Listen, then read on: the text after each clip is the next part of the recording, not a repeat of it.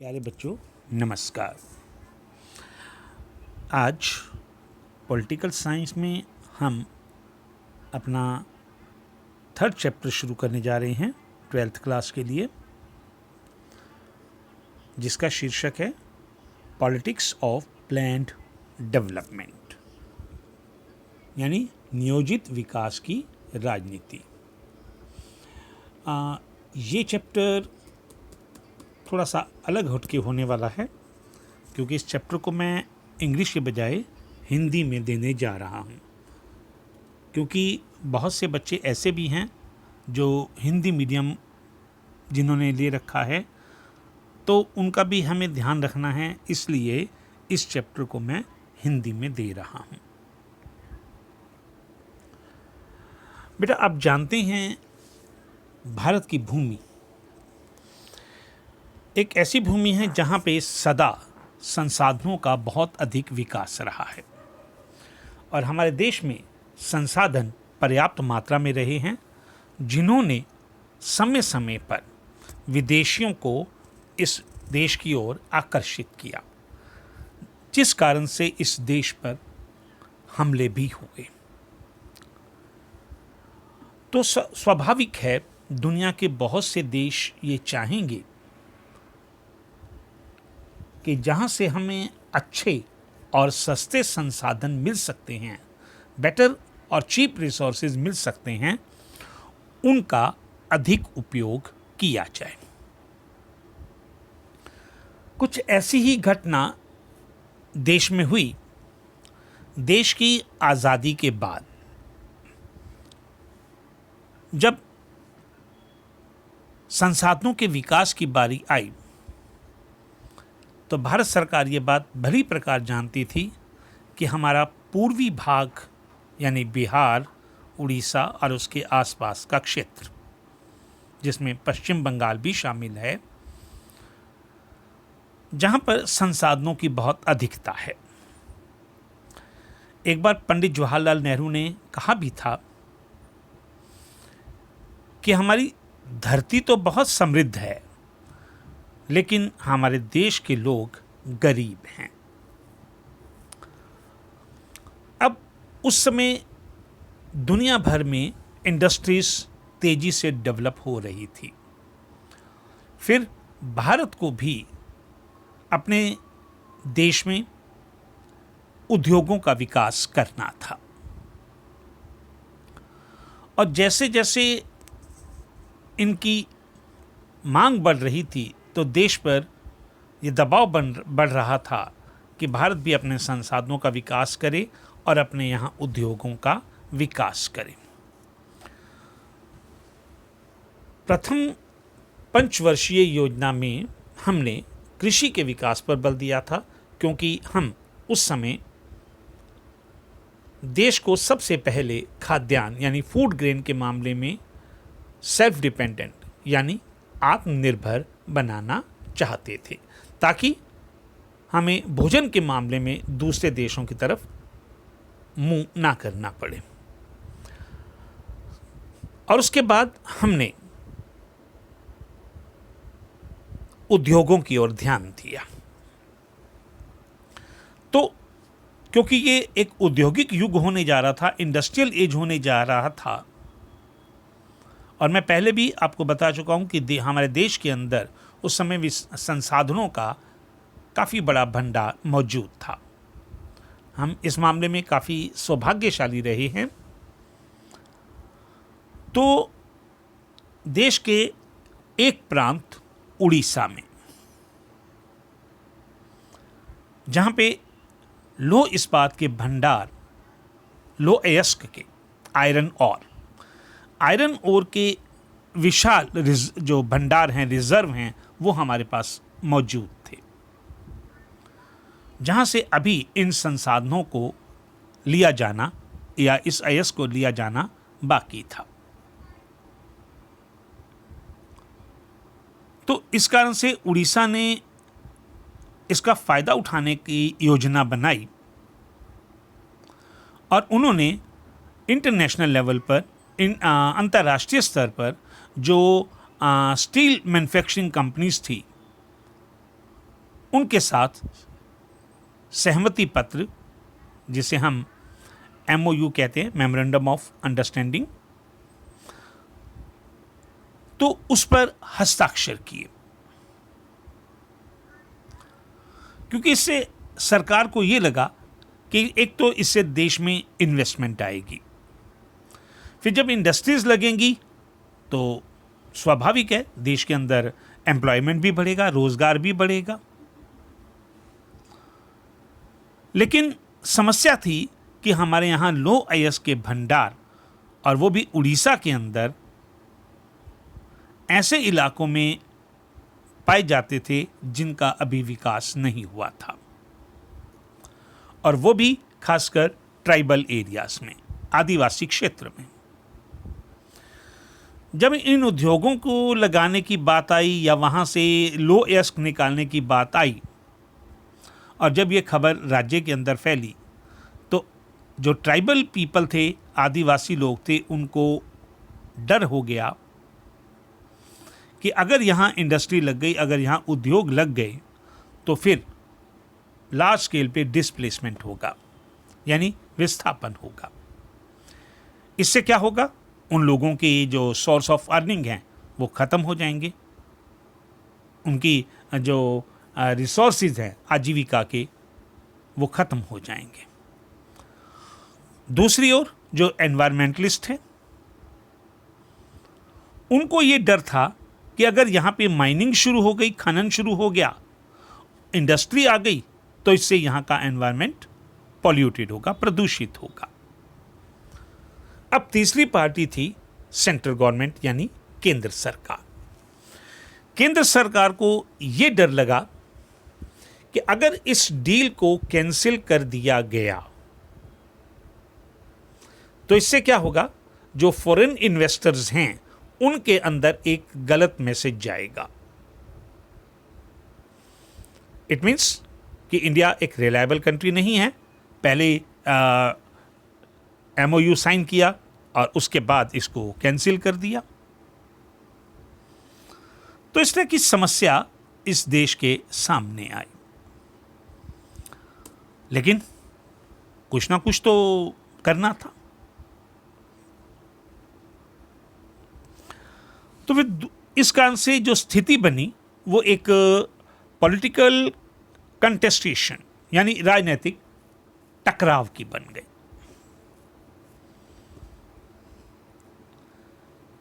क्योंकि क्या होता है कि जब इस तरह के डिसीजन होते हैं तो कई पॉइंट ऑफ व्यू से सोचा जाता है। जो सोशल ग्रुप हैं, दूसरे पॉलिटिकल ग्रुप्स हैं, तो हर कोई एक दूसरे के बारे में सोचता है। लेकिन साथ साथ ये भी देखना पड़ता है कि हमें क्या फ़ायदा होगा और क्या नुकसान होगा, और लॉन्ग लास्टिंग इफेक्ट, लंबे चलने वाले इफेक्ट क्या होंगे, हमारी कमिंग जनरेशन जो है, आने वाली पीढ़ी है, उस पर इसका क्या प्रभाव पड़ेगा। अब डेमोक्रेसी के अंदर इस तरह के फैसले नॉर्मली जनता लेती है, और कम से कम उस मामले में जो एक्सपर्ट्स होते हैं उनके व्यूज भी उसमें लिए जाते हैं। सो इसलिए जरूरी हो गया कि माइनिंग के लिए जो माइनिंग एक्सपर्ट हैं, एनवायरमेंटलिस्ट हैं और इकोनॉमिस्ट हैं, उनके भी व्यूज को जाना जाए। लेकिन जैसा कि आप जानते हैं कि फाइनल डिसीजन तो पॉलिटिकल ही रहता है, यानी रूलिंग पार्टियां ही लेती हैं। और जो ऊपर बैठे हुए लोग हैं, जो हमारे रिप्रेजेंटेटिव हैं, अब उनको भी इस बात का काफ़ी ध्यान रहता है। क्योंकि इस घटना से जुड़े एक विवाद से शायद आप परिचित हों, जिसको हम पोस्को प्लांट कहते हैं।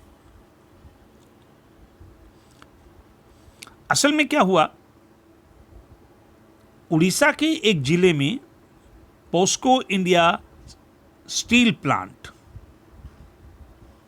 जब लगाया गया तो इससे बहुत से लोग डिस्प्लेस हो गए, क्योंकि संभवतः उनके साथ जो प्रॉमिस किया गया था उस प्रॉमिस को पूरा नहीं किया गया, और फिर उनको ये भी डर था कि उनको अपनी सिक्योरिटी की चिंता थी, ट्राइबल लोगों को। तो इसलिए वो ये डिमांड कर रहे थे कि सरकार और कंपनी के बीच में जो एग्रीमेंट साइन हुआ है उसे कैंसिल किया जाए। तो ऐसे ही जो आसपास के गांव थे वहां के लोगों ने उस प्लांट के अंदर घुसने की कोशिश की, उनके ऑफिस में घुसने की कोशिश भी की, लेकिन उनको जो सिक्योरिटी गार्ड्स हैं, पुलिस हैं, उन्होंने उसे रोक दिया। जैसा कि मैंने पहले बताया कि उन लोगों को डर क्या था कि इससे उनकी जो सोर्स ऑफ अर्निंग है जब वो खत्म हो जाएगी तो उसकी कॉस्ट पे कंपनी को क्यों परमिशन दी जा रही है। तो इस प्रकार का जो डिस्प्यूट खड़ा हुआ इसको हम पोस्को प्लांट डिस्प्यूट कहते हैं। खैर, हम आगे चलते हैं। अब देश में इंडिपेंडेंस के बाद इस तरह के कई फैसले हुए। हालांकि इस तरह के फैसले कभी भी आप पब्लिक के अगेंस्ट जाकर नहीं ले सकते। जितने भी इस प्रकार के फैसले होते हैं वो इकोनॉमिक डेवलपमेंट के मॉडल पर लिए जाते हैं, और इस बात पर सभी लोग भी और पार्टियां भी इस बात को लेके एग्री करती थी कि भारत को इकोनॉमिक डेवलपमेंट तो करना है, लेकिन इसके साथ साथ इकोनॉमिक और सोशल फैक्टर में भी उसे जस्टिफाई करना पड़ेगा, क्योंकि सारा का सारा काम जो है वो इंडस्ट्रीज पे या बिजनेसमैन पे या पीजेंट्स हैं, इन पर नहीं छोड़ा जा सकता। यानी गवर्नमेंट को एक वेलफेयर पॉलिसी इस मामले में बनानी ही पड़ेगी ताकि कंट्री के अंदर इकोनॉमिक डेवलपमेंट भी हो और लोगों को सोशल जस्टिस भी मिल सके। फिर सवाल ये उठा, जिस बात पे अक्सर डिस्प्यूट भी खड़ा हुआ, कि ये काम किसके जिम्मे दिया जाए। क्या कोई ऐसा एक सेंट्रल ऑर्गेनाइजेशन बना दिया जाए जो इस तरह की प्लानिंग्स प्रिपेयर करे, या गवर्नमेंट को, सरकार को कुछ इंडस्ट्रीज और बिजनेस को खुद चलाना चाहिए? क्योंकि मैंने पहले भी कहा कि यह काम केवल प्राइवेट सेक्टर के सहारे नहीं छोड़ा जा सकता था। अगर ये इस काम प्राइवेट सेक्टर के सहारे छोड़ दिया जाता तो पब्लिक का एक्सप्लॉयटेशन होना तय था। तो ऐसी कंडीशन में अगर सोशल जस्टिस की प्रॉब्लम आती है तो सरकार उस पर क्या एक्शन लेगी? और वो जो डिस्प्यूट्स खड़े हुए वो अभी भी कई बार ऐसा डिस्प्यूट्स खड़े हो जाते हैं, लेकिन आखिरकार पॉलिटिकल जो लीडरशिप थी उसे कोई तो डिसीजन लेना था, लेकिन ये काम वो अकेले नहीं कर सकते थे, उन्हें अपोजिशन को भी कॉन्फिडेंस में लेना जरूरी था और ऐसा डिसीजन लेना था जिससे पब्लिक भी जिसको अपोज ना करे। तो जो अगली बात आती है विकास की धारणाएं या आइडियाज ऑफ डेवलपमेंट, क्योंकि जब इस प्रकार के डिसीजन होते हैं तो कई प्रकार के आइडियाज काम करते हैं। अगर हम उड़ीसा के एग्जाम्पल को ले लें तो हम केवल विकास चाहते हैं लेकिन हम कुछ करने को तैयार नहीं हैं। जब आप कुछ करते हैं तो कुछ पाने के लिए खोना पड़ता है, और हम विकास तो चाहें लेकिन हम ना तो मिनरल देना चाहते हैं ना हम फॉरेस्ट कटिंग चाहते हैं, तो फिर कैसे बात बनेगी? अब पब्लिक के जो अलग अलग ग्रुप्स होते हैं उनके लिए डेवलपमेंट का मीनिंग अलग अलग होता है, क्योंकि तब हर कोई अपने हिसाब से उसके सजेशन देगा। अब अगर हम एग्जाम्पल लें तो जो स्टील प्लांट लगने जा रहा था, अब उसकी जो इंडस्ट्रीज जो उसकी प्लानिंग कर रहे थे, अब शहर में रहने वालों के लिए तो ये अलग बात होगी और गांव वाले के लिए ये बात अलग होगी। आप 10th क्लास में इकोनॉमिक्स में आपने पढ़ा था कि एक व्यक्ति के लिए जो विकास हो सकता है वो दूसरे के लिए विकास ना हो, क्योंकि इंडस्ट्रीज चाहेंगे कि डैम बने, लेकिन बहुत से लोग ये चाहेंगे नहीं, बड़े डैम नहीं, छोटे डैम बनाओ, क्योंकि बड़े डैम बनाओगे तो हमें डिस्प्लेस होना पड़ेगा। तो इस तरह के डिस्प्यूट्स कई बार खड़े होते हैं। तो इंडिपेंडेंस के बाद जो हमारा फर्स्ट डेकेड था, पहला दशक था, उस दौरान इस विषय पर कई प्रकार की बातें हुई। अब कुछ लोग डेवलपमेंट की बात करते, लेकिन फिर वो वेस्ट का एग्जाम्पल देते, यूरोपियन और वेस्टर्न कंट्रीज का एग्जाम्पल देते। हम आज भी डेवलपमेंट को वेस्ट के नजरिए से देखकर डिसाइड करते हैं। अब डेवलपमेंट का मीनिंग था कि हम मैक्सिमम डेवलप हों, मॉडर्नाइज हों, और मॉडर्नाइज होने का मतलब क्या है कि हम वेस्टर्न सिस्टम को फॉलो करें। तो इसके लिए फिर हमें एक बात के लिए तैयार रहना था कि हम मॉडर्नाइजेशन की इस प्रोसेस से गुजरने को तैयार हो जाएं। जिस तरह से वेस्टर्न कंट्रीज ने अपने डेवलपमेंट का काम किया, लेकिन उनको अपना सोशल स्ट्रक्चर भी खोना पड़ा। हमारे यहाँ आप देखिए परिवार एक मजबूत कड़ी है, लेकिन वहाँ वेस्ट में परिवार की इतनी इम्पोर्टेंस नहीं है। वहाँ आपको न्यूक्लियर फैमिलीज ज़्यादा मिलेंगी, एकल परिवार। तो ये हमारी कई प्रकार की समस्याएं थी जिनके लिए हमें तैयार होना था। और जब इस प्रकार की जो एक चेन है जब वो टूटती है, तो उससे कैपिटलिज्म शुरू होता है। और दुनिया के बाकी देशों में भी ऐसा ही हुआ है। जब मॉडर्नाइजेशन होता है तो हम इसको ग्रोथ के साथ, फिजिकल प्रोग्रेस क्या है, साइंटिफिक प्रोग्रेस क्या है, रीजनिंग, ये सब चीज़ों को हम इकट्ठा जोड़ लेते हैं। और जो डेवलपमेंट है उसके इस कंसेप्ट को मानने के कारण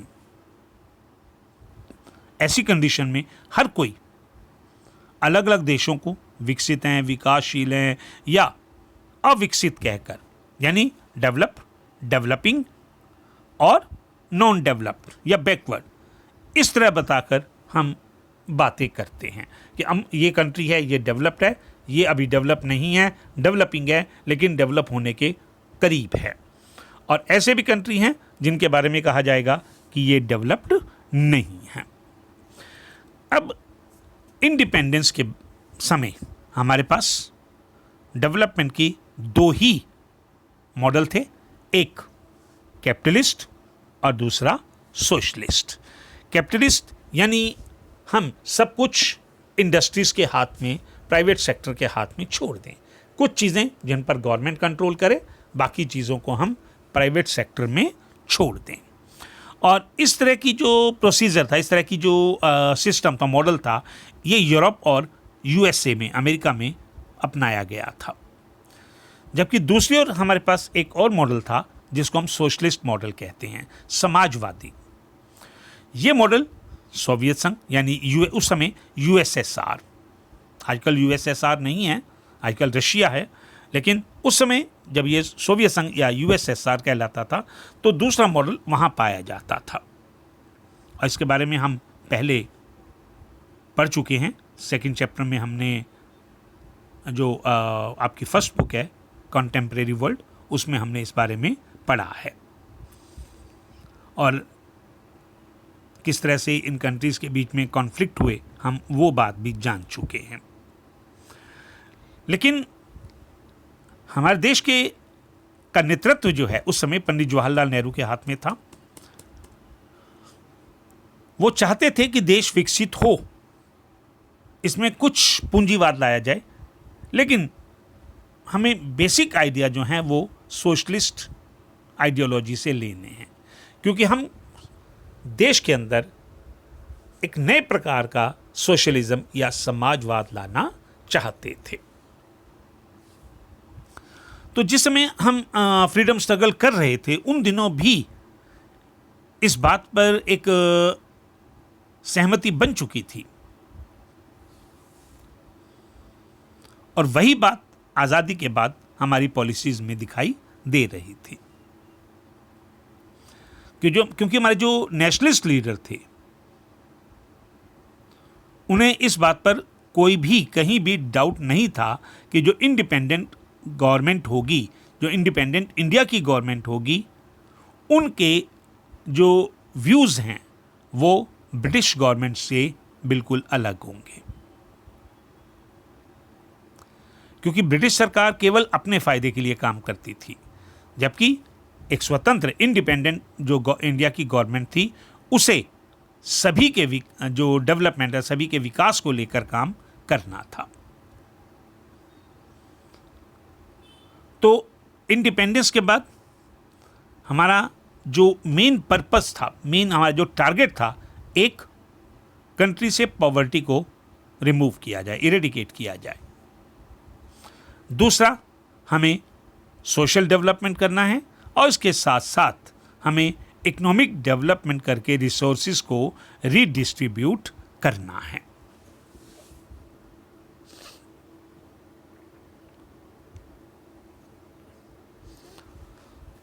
तो इस तरह की जो हमारे पास कंसेप्ट चल रहा था, अब ये सारा काम किसके पास होना था? वो गवर्नमेंट के पास होना था। तो हमारे लीडर्स में इस बात को लेकर एक बहस छिड़ गई कि देश का ढांचा कैसा होगा। अब कोई तो एग्रीकल्चर के थ्रू डेवलप करना चाहते थे, तो कुछ लोग ऐसे भी थे जो इंडस्ट्रीज के थ्रू डेवलपमेंट चाहते थे। लेकिन इसमें कोई शक नहीं कि देश को विकास करना था, और विकास करने के लिए फिर हमें एक ऐसी संस्था की जरूरत थी जो इस प्रकार की योजनाएं बनाए, इस प्रकार की प्लानिंग करे। तो इसलिए देश के अंदर तब एक संस्था बनी 1950 में, जिसे नाम दिया गया प्लानिंग कमीशन या योजना आयोग। लेकिन ये गवर्नमेंट ने जिस प्रकार के और जो कमीशन बनाए हुए हैं, ये वैसा कमीशन नहीं है। इसका काम केवल प्लानिंग करना है। योजना आयोग के जो चीफ होते हैं, हेड होते हैं, वो प्रधानमंत्री होते हैं। लेकिन आप जानते हैं प्रधानमंत्री के पास और भी बहुत से काम होते हैं, इसलिए अब योजना आयोग प्रॉपर तरीके से, सही तरीके से काम कर सके, इसलिए योजना आयोग के अंदर एक उपाध्यक्ष की नियुक्ति भी की जाती है। और ये जो योजना आयोग है, जो अपनी रिकमेंडेशन देता है, वो तभी इफेक्टिव होती हैं जब कैबिनेट उसे अप्रूवल देती है। तो इस प्रकार से प्लानिंग कमीशन ये काम करता है, जिसका आगे हम जिक्र करेंगे, आगे चलकर जिस बारे में हम पढ़ेंगे। अब बेशक गवर्नमेंट में और अपोजिशन में कुछ बातों को लेकर डिसएग्रीमेंट रहा हो, लेकिन एक बात पर वो कॉमन एग्री थे कि हम डेवलपमेंट का काम प्राइवेट सेक्टर के हाथ में नहीं दे सकते।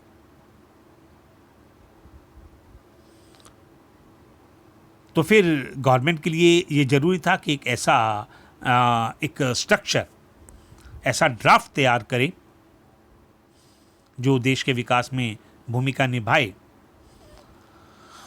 और एक्चुअली जब आप इकोनॉमी को आपने रिकंस्ट्रक्ट करना है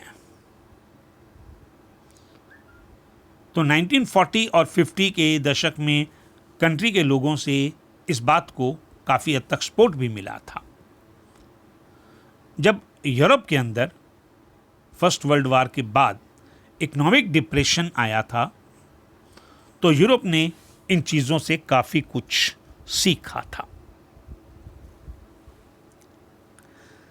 चाहे वो जापान रहे हों या जर्मनी हो, इन्होंने जो वर्ल्ड वार के जो इफ़ेक्ट्स थे इन देश की कंट्री की जो इकोनॉमी पे असर पड़ा, हालांकि उन्होंने इन दोनों कंट्रीज ने, चाहे वो जापान था और चाहे वो जर्मनी था, इन्होंने अपनी इकोनॉमी को रिकंस्ट्रक्ट कर लिया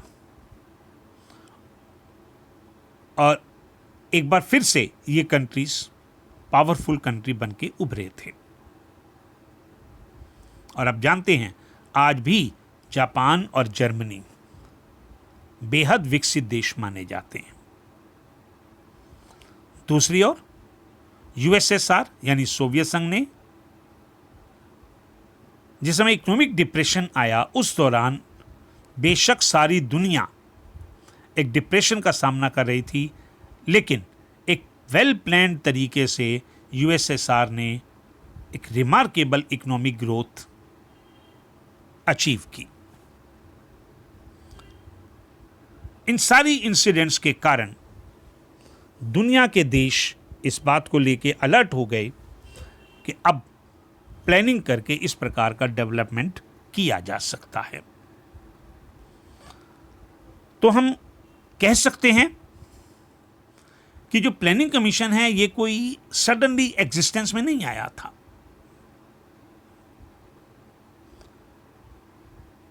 नॉर्मली ये बात आती है कि जो प्राइवेट इन्वेस्टर्स हैं, जैसे इंडस्ट्रिस्ट होते हैं या जो लार्ज स्केल पे बड़े लेवल पे जो बहुत बड़े जो ट्रेडर और इंडस्ट्रिस्ट होते हैं, वो प्लानिंग सरकार की उसके फेवर में कम होते हैं। वो किसी तरह का कंट्रोल नहीं चाहते, इसलिए वो चाहते हैं कि कंट्री के अंदर ओपन इकोनॉमी हो, जहाँ पर जो फ्लो ऑफ इन्वेस्टमेंट है, फ्लो ऑफ मनी है, वहाँ सरकार कंट्रोल ना करे। लेकिन भारत के अंदर इस चीज़ को नहीं देखा गया, हालांकि विरोध तो हुआ, भारत के इंडस्ट्रीज भी ऐसा चाहते थे, लेकिन भारत में ऐसा कुछ इसका इफेक्ट देखने को नहीं मिला। 1944 में जो इंडस्ट्रीज थे वो यूनिफाइड हो गए, एक हो गए, और इस तरह से एक प्लान्ड इकोनॉमी को चलाने का एक जॉइंट रिजोल्यूशन तैयार किया गया और इस सारे को हम कहते हैं बॉम्बे प्लान। अब आपके सामने ये आपको याद रहना चाहिए क्योंकि ये क्वेश्चन आ सकता है, व्हाट वाज बॉम्बे प्लान। इस बॉम्बे प्लान के पीछे ऑब्जेक्टिव क्या था कि गवर्नमेंट जो है वो इंडस्ट्रियल सेक्टर में कुछ बड़े कदम उठाए, इंडस्ट्रीज को डेवलप करे। अब इसके लिए चाहे वो कम्युनिस्ट विचारधारा के लोग थे या अन्य विचारधारा के लोग थे, जिनको हम दक्षिणपंथी भी कहते हैं कई बार, राइटिस्ट और लेफ्टिस्ट। जो कम्युनिस्ट हैं उनको लेफ्टिस्ट कहा जाता है और जो बाकी हैं उनको हम राइटिस्ट कहते हैं। अब ये सब इनका एक उनकी इच्छा थी कि देश प्लान्ड इकोनॉमी के रास्ते पर चले।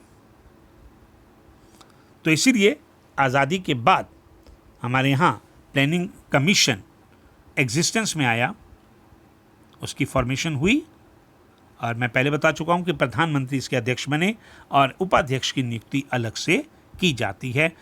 और इसमें कोई दो राय नहीं है कि प्लानिंग कमीशन ने भारत के आर्थिक विकास में बहुत बड़ी भूमिका निभाई है। हालांकि अब एट प्रेजेंट इसका नाम बदल दिया गया है, अब इसे नीति आयोग कहा जाता है। तो आज का टॉपिक मैं यहीं समाप्त करता हूँ। अब अगले टॉपिक में हम मिलेंगे कुछ और जो एलिमेंट्री स्टेप्स हैं कि देश के विकास में किस तरह की एलिमेंट्री स्टेप्स उठाए गए और किस तरह से हमारी जो 5 ईयर प्लान्स थी वो क्या हुई, कैसे बनी और इनके पीछे ऑब्जेक्टिव क्या था, इस बारे में हम अगले अपने लेक्चर में बात करेंगे। तब तक के लिए धन्यवाद। Have a good day. Thank you.